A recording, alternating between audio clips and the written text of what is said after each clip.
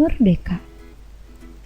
Oke, jika kita berbicara tentang ancaman disintegrasi Indonesia, kita tidak bisa lepas dari pembicaraan tentang awal kemerdekaan, yaitu pada tahun 1945 sampai 1949. Hampir tidak ada NKRI sama sekali. Kenapa bisa seperti itu?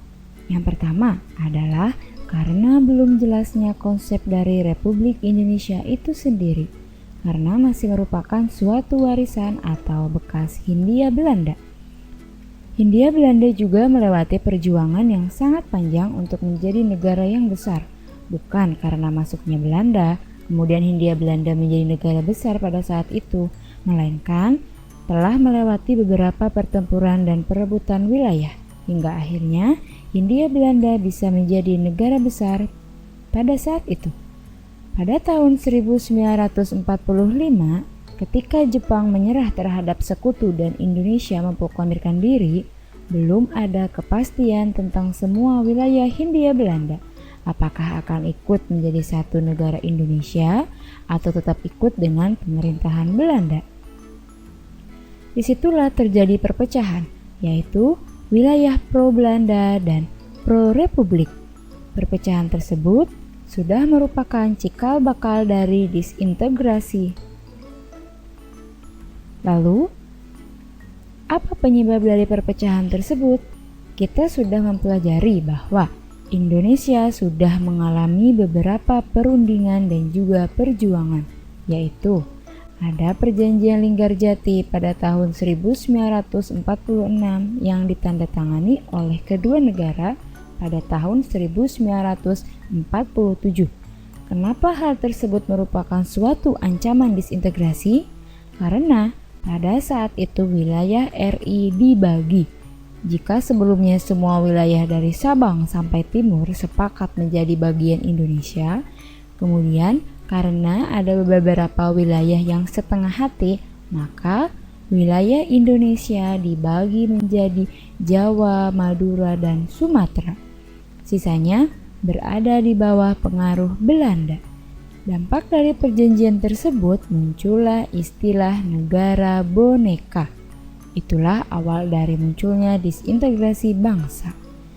Jika kalian pelajari pembahasannya, maka yang termasuk dalam negara boneka itu adalah Indonesia Timur, yaitu Bali, Makassar, dan Indonesia Timur lainnya. Yang berdiri pada tahun 1946 itulah hasil dari Perjanjian Linggarjati. Kemudian ada juga negara Sumatera Timur yang juga merupakan hasil dari Perjanjian Linggarjati. Selanjutnya ada Perjanjian Renville. Disebabkan karena ketidakpuasan Belanda atas Perjanjian Linggarjati. Akhirnya berhasil merebut kembali beberapa bagian wilayah RI yang ditandatangani pada tahun 1948.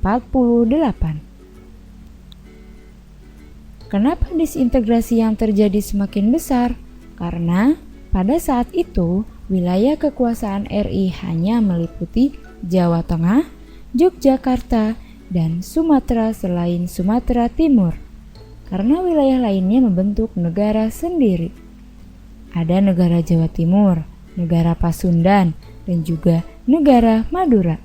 Kemudian muncullah BFO atau Bijen Comes for Federal Overleg, yaitu suatu persekutuan negara-negara federal yang dibentuk oleh Belanda, yang kemudian ada suatu perjanjian antara Republik Indonesia dan BFO, di mana BFO sebagai perwakilan dari Belanda yang dikenal dengan sebutan Konferensi Meja Bundar pada tahun 1949. Jadi, setelah Indonesia merdeka, Indonesia masih mengalami berbagai ancaman disintegrasi karena untuk menyatukan wilayah-wilayah menjadi satu itu memang tidak mudah.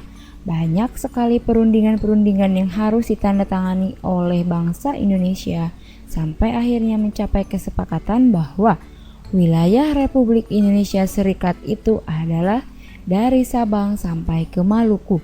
Dan 1 tahun kemudian Papua juga akan ikut menjadi wilayah Indonesia. Tapi ternyata sampai 10 tahun kemudian Papua tidak memberikan kepastian.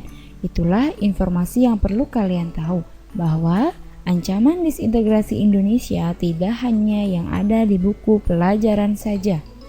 Tapi jika kita berbicara tentang disintegrasi di awal kemerdekaan, maka pembahasan ini yaitu perjanjian-perjanjian yang harus ditandatangani, agresi militer Belanda 1 dan 2 itu semua perlu kalian ketahui.